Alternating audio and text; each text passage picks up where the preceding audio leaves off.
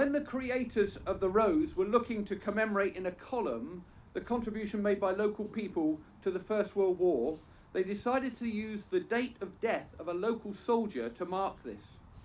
Albert French was born in New Bradwell and lived most of his life in Wolverton. He joined up in October 1915 and died near Ploegsteert in Belgium on the 15th of June 1916. He sent letters home from his training camp and from active service in the trenches, mainly to his sister May.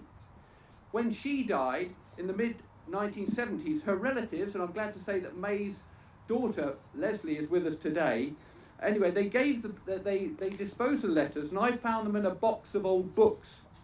Since then, those letters have inspired a book, a Radio 4 documentary play, songs, a website, and even town twinning between Wolverton and Ploegsteert, where half an hour ago, at 11 o'clock their time, people from Ploegsteert, joined by people from Wolverton, gathered at Albert's grave to have a service of remembrance. Today, we want to share Albert's story with you through extracts from the letters and the songs inspired by them, with the help of students from Shenley Brook End School and the Living Archive Band. This will be followed by a poem written by Milton Keynes Poet Laureate Mark Neal and inspired by Albert's story, and then Mike Barry will recite the Royal British Legion exhortation. There'll then be a minute's silence, and then the band will play Bright Battalions, during which the wreaths will be laid.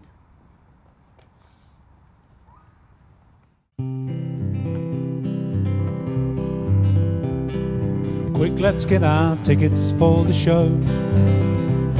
It'll all be over by next Christmas Day. The others will have a jolly good laugh at us if we never go. They'll march about with their medals on. The girls will kiss them one by one. Better drink up quick, we're joining right away. We love our army khaki shirts. Goodbye to mucky old city street. The Kaiser's going to feel our feet, 'cause we're gonna kick him where it hurts. Mr. Thomas is a swanky city gent. Look at his suit, it's made in Savile Row. When he's a brand new Tommy and to battle he is sent, he'll march across in his bowler hat and ask the Boche what they're playing at. They'll be so flabbergasted, they'll pack their bags and go. Oh, we love our army khaki shirts. Goodbye to mucky old city street. The Kaiser's going to feel our feet, 'cause we're gonna kick him where it hurts. John is off for Buckinghamshire farm, with a nut brown face and muscles in their prime. You'll feel a piece of iron if he's asked to present his arm.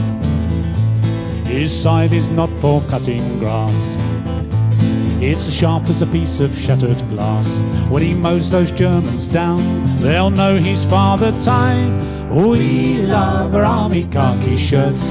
Goodbye to mucky old city street. The Kaiser's going to feel our feet, 'cause we're gonna kick him where it hurts. Factory lad is here and he's Jack Bull. He's sweated hard, he's proud, he never shirks. Just 1,000 Jacks in the pack, the army would be full. He learned to fight in Wolverton town. His strike will knock the blighter down, and in hand to hand he'll throw a spanner in the works. So we love our army khaki shirts. Goodbye to mucky old city street. The Kaiser's going to feel our feet, 'cause we're gonna kick him where it. We're gonna kick him where it. We're gonna kick him where it hurts.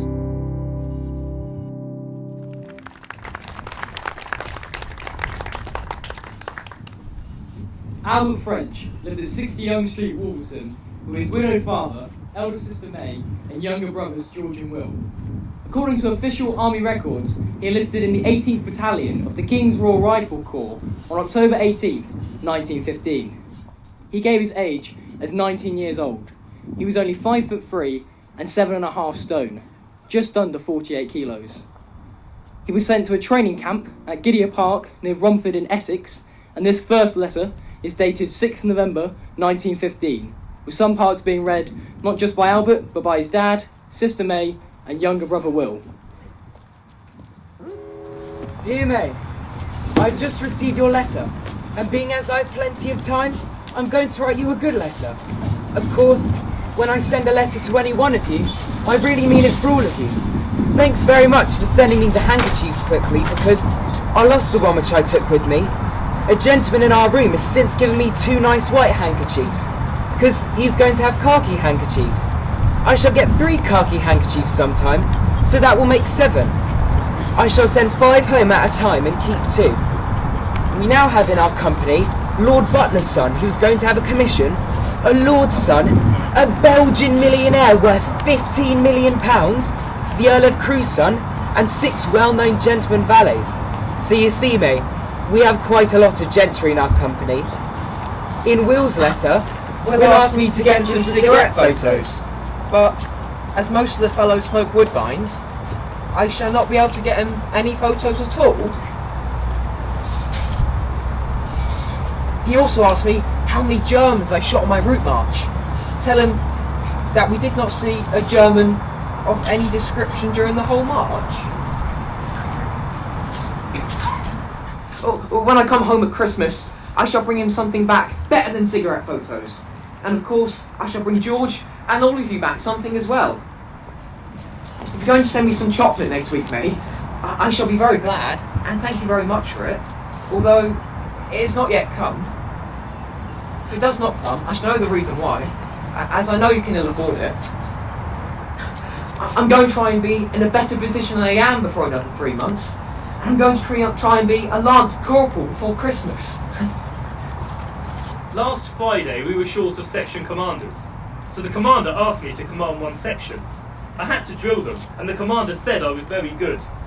He said I was getting on quick, so you see, I'm getting on all right, and stand a good chance of rising from the ranks. When I come home at Christmas, I shall have at least 6 days leave, and shall jolly well make up for not coming home now. Do not be surprised if I'm about 6 foot high, as Will says. If I am, Dad will have to cut about a bit out the front door so I can get in. Tell Dad I'm going to follow up fitting and turning, studying with my books when I get a case, buy a military book of some kind every week, and become a Major General someday. When once I start going, that is, after I've been made a Lance Corporal, I shall rise like the early morning dew. You need have no fear about me looking after myself and behaving myself, May, because I only go out about 3 nights a week, and then usually by myself. I either walk around the town or go to the YMCA at Rumford, where there's all kinds of games and concerts. When I stop in camp, I either go to our own YMCA and read books, or war news, or sew buttons on, or have a chat with another decent fellow out of our room on military affairs. So you see, I behave myself all right. I have one jolly good wash my hair every day and clean my teeth every day, and bathing parade once per week. We have to sleep on 1 straw mattress, pillow, 3 blankets, and waterproof sheets. They keep you warm, but if you wake up about 1 a.m. you feel slightly cold. Tell Aunt that I'm wearing my pants now, and they are quite comfortable now. I do not know exactly what it is, but just lately I felt quite good. That is to say, religious. In fact, 3 others of a sportsman company and I felt so good last night, Sunday, that we were converted at a Salvation Army headquarters. It's a bigger thing than being confirmed. You have your sins forgiven and promise God not to swear, steal, lie, deceive, misconduct yourself, and to obey the 10 Commandments. I have felt quite spiritual and changed since Sunday, and I do not trouble what anybody says, for it is better to live as God desires you to, than to live anyhow. There are some soldiers who have an opinion that this war will be the end of the world, but whether it is or whether it is not, I have made a start for the good. I hope you do not think that I'm balmy, but I've told you this because I knew that you'd be pleased to hear it. Give my love to Dad, the boys, and Aunt. From your loving brother, Albert. On January the 23rd, 1916, after a week's furlough or leave in Wolverton, Albert writes home from a new training camp at Whitley, Nagorormi in Surrey. Of course I enjoyed my week's furlough, especially with Violet on Saturday and Sunday. It was great being back home. And it's rotten having to come back here. It's such an out-of-the-way, dreary place. But now that I'm here, I shall have to stop. We're expected to move at any time. But now that I'm here, I'm going to stick it. It's not such an easy job as you first think. But now that I'm in the war, I'm going to stick it. At any rate. And for a good while after if I feel like it. I'm out to make a man of myself, don't you know? Of course. You're only a boy yet. Perhaps I shall get a leave and shift a bit nearer home. I expect Aunt has gone down to see Miss Cox to see if there's any news from Violet. I might as well tell you that I rather did take quite a liking to Violet whilst I was home, and I hope she writes me. My mate, he didn't think much of my photo. He said I look about 14 and not much like a soldier. I wonder what Violet thinks. I shan't be a soldier for another 2 or 3 years yet. I'm only training for 1 year to while.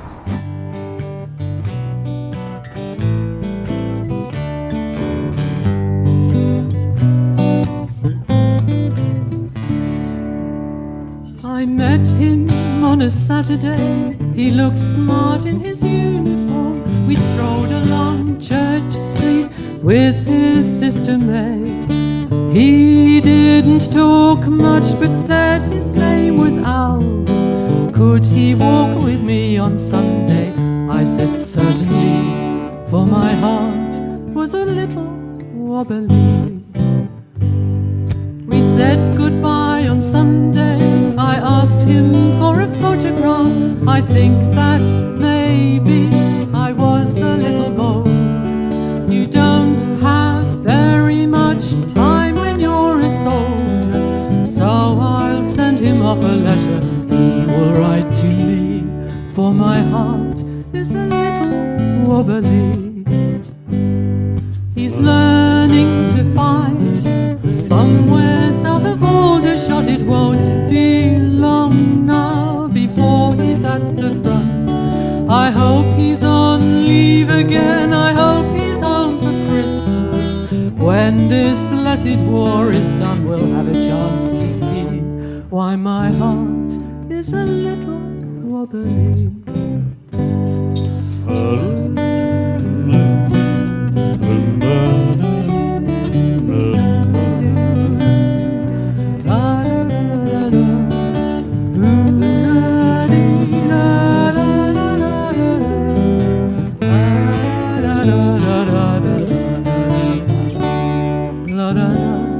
I'm a little wobbly.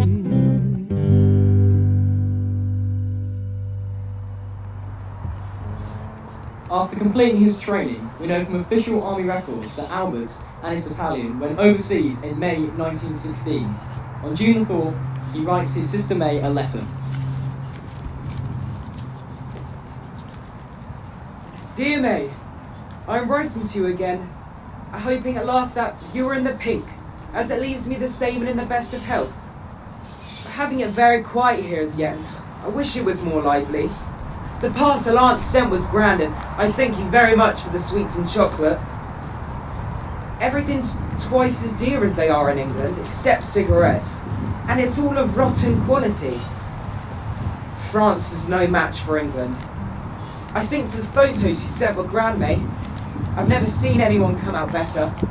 My mate said that it was a lovely photo.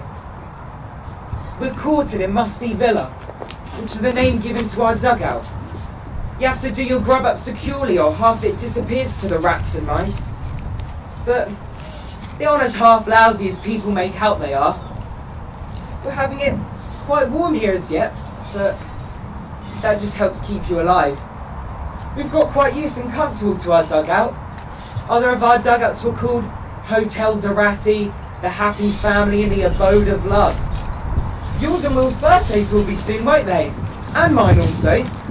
Our birthdays, they come quite close together, don't they? The shells, they don't make as much of a row as I thought they would. They make more of a whirling, tearing noise and scream slightly. You can hear them rush through the air, but you can't see them going. They make a huge hole and plenty of dust when they burst, and the bits go flying about 50 yards. The bullets, they make a long, drawn-out pinging noise.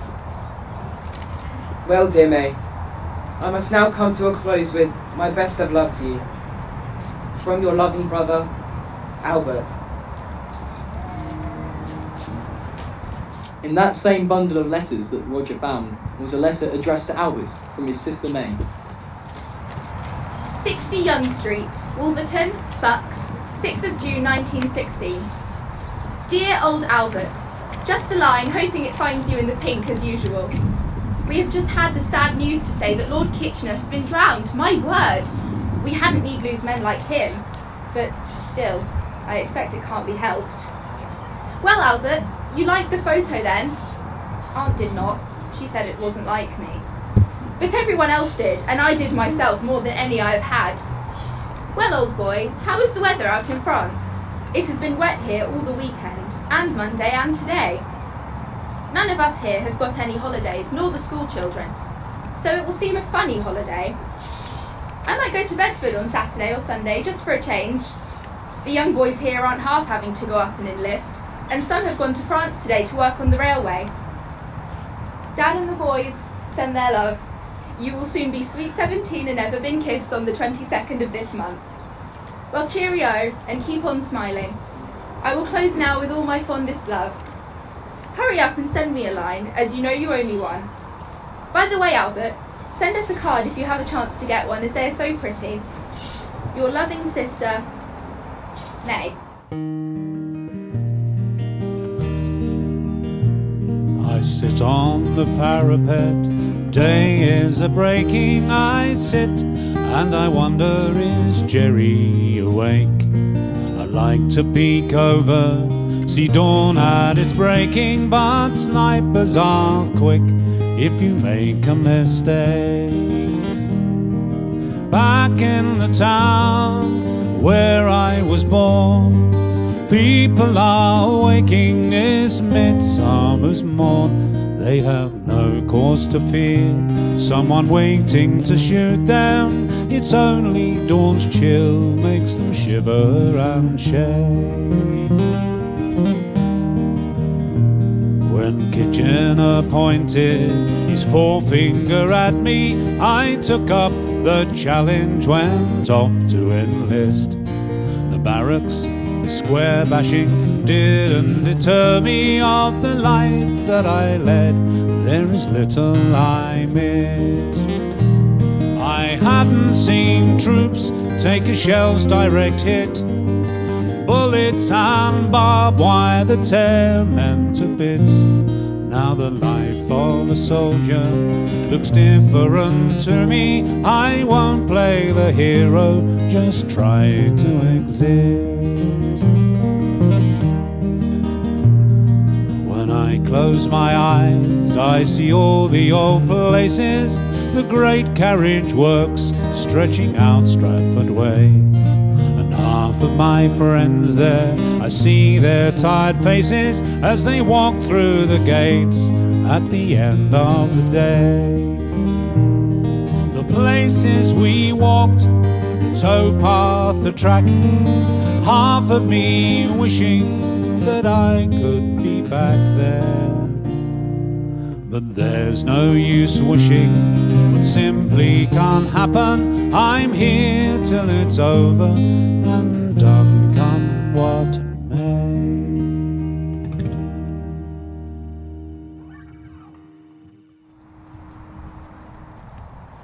British Expeditionary Force, 17th of June, 1916. Mr. E. French, Sir, I regret to have to report to you the death of your son, C7259, Rifleman A. French, was killed by machine gun fire whilst working with a party on June 15th, 1916. He was a very good soldier, and although so young, a willing worker, and he made many friends within the company. But we sadly missed, not just by his section, but by his platoon and company, and not the least of all, by myself. The officers, warrant officers, non-commissioned officers, riflemen of A Company and the 18th Service Battalion of the King's Royal Rifle Corps wish to convey to you and your family their deepest sympathy for this, your saddest bereavement. Yours faithfully, R. Pennell, Captain for Major, Commanding A Company. Our great attack had failed, we'd nothing left to give. Our wounded hanging in the wire had little time to live. The German shells came screaming down to shred them where they lay, abandoned in the valley of the shadow.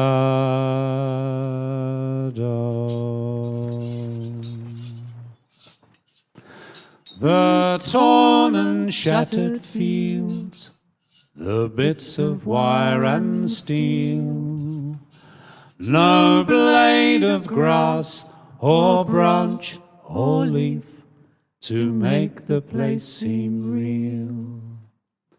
An ancient traveller passing by just couldn't help but say, this surely is the valley of the shadow.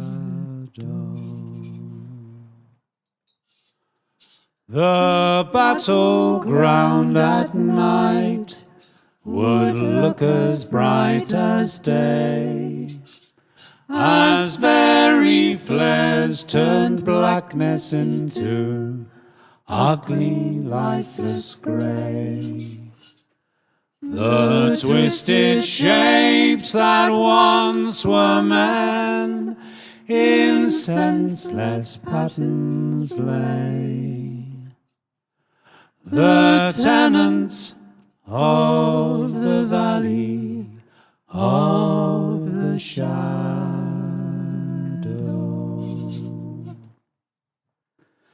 Let paintings of that scene be hung upon the wall, in rooms where governments decide if men should stand or fall. We'd never go to war again if leaders had their say, while looking at the valley of the shadow.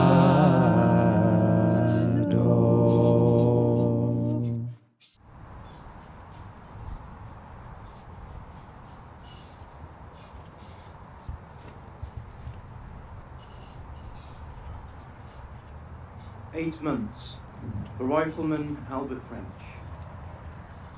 Over by Christmas, so getting quick for a bash at the Boche was war's early wisdom. Barely a year later, chirpy confidence had given way to grim truth, broken by telegrams, confirmed by coffins. Albert, 16, and 2 years too young, weighed duty, pride and courage against time. You can guess which one. 3 words in Wolverton Works records mark his decision: left without notice. Shaving came to him early, so awkward questions were not asked. All part of natural progression from pretend church life lads brigade to the real thing. He trained, wrote letters and postcards, visited home, looking handsome in uniform, was photographed to prove it, and fell for a girl. His letters chart reality sinking in, grown-up sights for underage eyes. Trenches given mock homely names: Musty Villa, Hotel Dorati, and the Happy Family, to make them seem less like hell. The last family letter was never read. returned to sender while they hid his age from formal records. Truth is the first casualty of war, proved true again. First, but never the only. Here's to Albert, a good lad, a local lad, just one of millions who left without notice.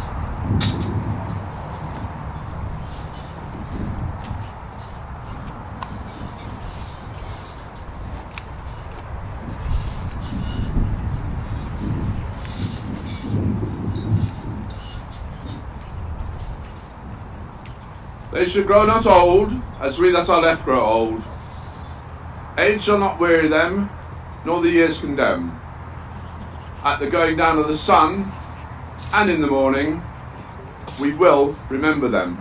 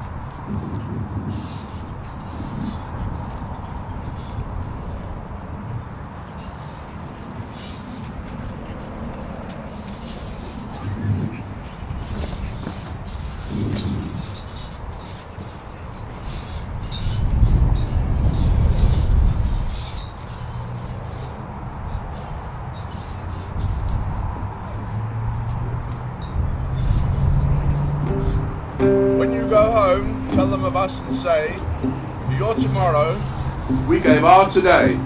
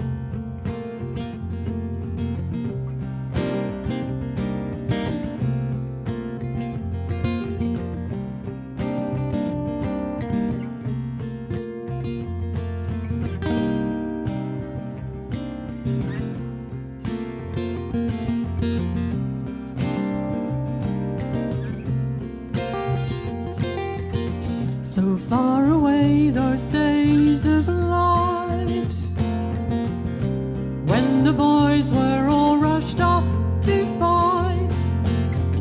Lines of volunteers in bright battalions, marching into gathering night. Heads held high, those days of pride. They were assured that God was on their side.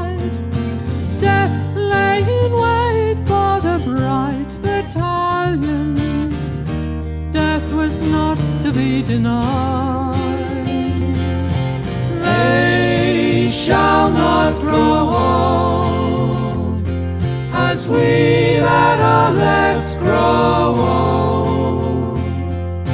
They shall not grow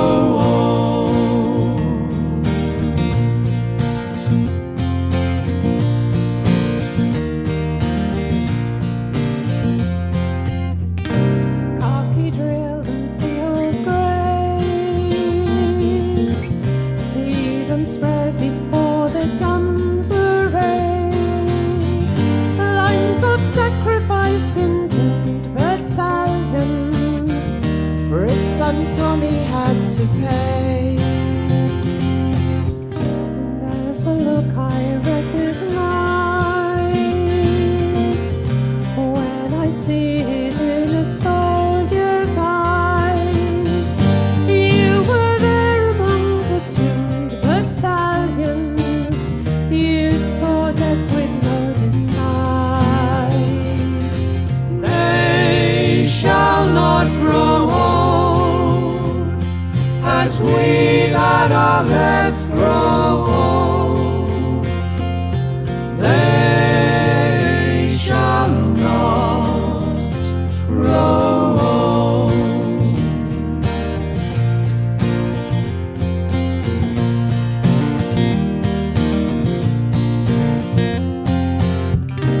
Now it's done and I survive.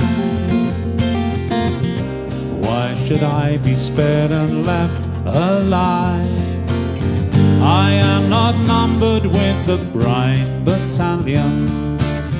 My call-up failed to arrive. Paper poppies tumble down. A single bugle lets the last post sound. Age shall not weary the bright battalions. In memory only they are found.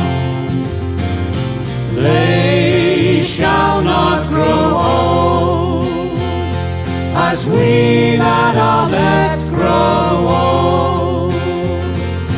They shall not grow old.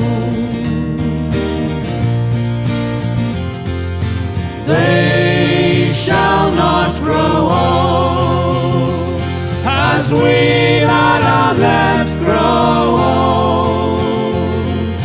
They shall not grow old. They shall not grow old as we that are left grow old. They